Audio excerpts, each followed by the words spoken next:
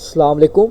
इस वीडियो में मैं आपको बताऊंगा अगर आप किसी भी वर्ड का किसी भी पैराग्राफ का टेक्स्ट की इंडेक्सिंग करना चाहते हैं, कोई भी अगर वर्ड है उसकी इंडेक्सिंग मालूम करना चाहते हैं तो किस तरह जनरेट करेंगे। ठीक है, इस वीडियो को कंप्लीट देखेगा, आपको इंशाल्लाह तकरीबन सारा मैं लास्ट में एक ही बार रन करूँगा क्योंकि मैं एक अच्छा सा इंटरफेस बना के इसको रन करूँगा कि ऊपर टेक्स्ट हमें शो हो, वो सेपरेट भी हो जाए। अगर हम पाइथन रन करते हैं तो पाइथन सेपरेट होकर हमें शो हो कि हर वर्ड उसका सेपरेट हो और हर वर्ड के नीचे उसकी इंडेक्सिंग हो। ठीक है, तो इसमें सबसे पहले मैं एक वेरिएबल बना लेता हूँ। टेक्स्ट के नेम से वेरिएबल बना लिया मैंने। इसमें मैं इसको दे देता हूँ इनपुट फंक्शन यूज़ कर लेता हूँ। ठीक है जी, इनपुट फंक्शन मैं यूज़ कर लेता हूँ। यहाँ पे लिख देते हैं राइट एनी टेक्स्ट हेयर या राइट एनी स्ट्रिंग, क्योंकि स्ट्रिंग से ही हो रहा है ना।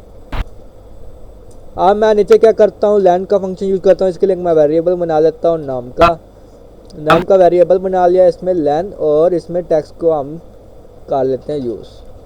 ठीक है, बन गया। अब हम क्या करते हैं प्रिंट। अब मैं सिनेरियो बनाने लगा हूँ अच्छा सा। डायरेक्ट आगे हमने टेक्स्ट को यूज़ कर लेते हैं टेक्स्ट। अब हमने सेपरेट करना है टेक्स्ट को, SCP को यूज़ करेंगे सेपरेट का फंक्शन इज इक्वल टू, हम सेपरेट किससे करना चाह रहे हैं, अब इससे मैं सेपरेट कर लेता हूँ। ठीक है जी, बीच में लाइन आ जाए हर टेक्स्ट के। अब एक अच्छा सा सिनेरियो बनाने के लिए मैं इज इक्वल टू यूज़ कर लेता हूँ ताकि इज इक्वल टू नीचे से शो हो या माइनस, जिस तरह भी बेहतर लगेगा हम चेक कर लेंगे। इज इक्वल टू और सॉरी स्टैरिक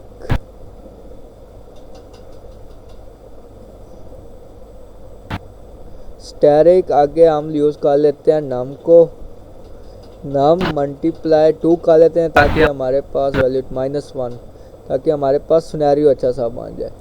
आगे फिर प्रिंट का फंक्शन यूज़ करता हूँ, प्रिंट आगे रेंज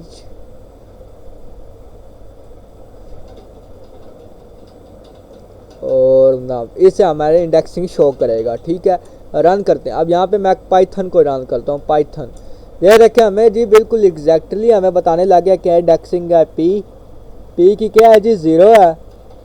पी की अगर मैं इसी को तो ख़त्म कर देकर चेक कर लेते हैं जी कितना अच्छा हमारे पास ये आता है। एक मिनट, सिनेरियो ये डालने की ज़रूरत है कि नहीं।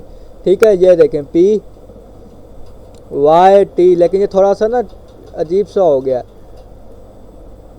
लेकिन ठीक है इसी तरह ही कर लेते हैं। पी की क्या 0 है, वाई की क्या 1 एंड एक्सिंग टी, ये सारा हमें बता रहा है। अगर हम इसको यूज़ करके कर लेते हैं, चलें आप जिस तरह बेहतर आपको लगे उसी तरह कर लेना। अब मैं टेक्स्ट की करता हूँ जी, ये देखें टेक्स्ट की हम इंडेक्सिंग शो करें। टी की क्या 0 है, ई की 1 है, एक्स की 2 है और टी की 3 है फिर। ठीक है, ये इंडेक्सिंग शो करने लगा। अब मैं थोड़ा बड़ा वर्ड लिखता हूँ, मतलब जिस तरह के जनरेट। ठीक है, ये जनरेट की बताने लग गया जी। जी की 0 है, ई की 1 है, एन ई की 3, फिर आगे इस तरह आगे चलता जा रहा है, इंडेक्सिंग बढ़ती जा रही है। ठीक है,